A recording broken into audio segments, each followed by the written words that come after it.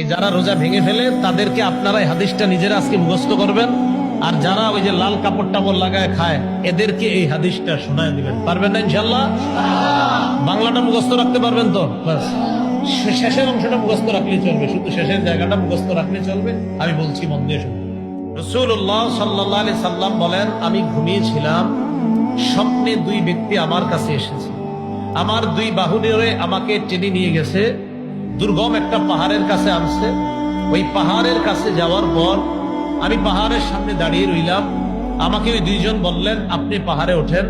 আমি বললাম, আমি উঠতে পারবো না।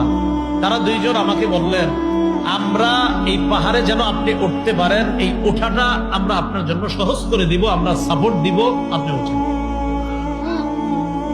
রাসূলুল্লাহ সাল্লাল্লাহু আলাইহি সাল্লাম বলেন, ফাসাইদতু, আমি পাহাড়ে উঠলাম। فإذا أنا بقوم معلقين بعراقبهم مشققة أشداقهم, যাইতে যাইতে হঠাৎ আমি একদল মানুষের সামনে গেলাম, তাদের দিকে তাকায় দেখলাম পাগুলা উপরের দিকে বেঁধে রাখা। আর কি দেখেন? পা উপরে মাথা নিচে। মুশাক্কাকাতিন আশদাকুহুম, এই দুই পাশের যে দুই গাল, এই দুই গাল করাত দ্বারা চিরতেছে। উপরে পাগুলা, নিচে ঝুলন্ত, এইভাবে আপনার গাল ছিঁড়তেছে।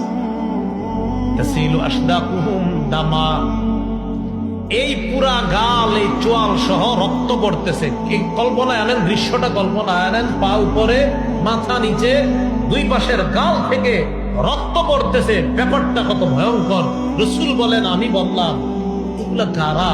কার সামনে আমি আসলাম? মান হাউলা?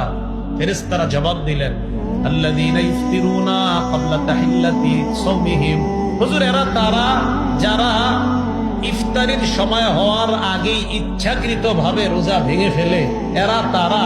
আর যারা রোজা রাখে না তাদের অবস্থা তো আরো ভয়ঙ্কর।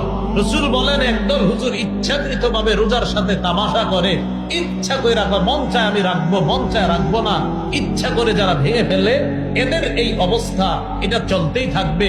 পাগুলো উপরের দিকে দেওয়া, মাথা নিচের দিকে দেওয়া, দুই পাশের গাল বেয়ে বেয়ে রক্ত পড়তেছে। এরা কারা?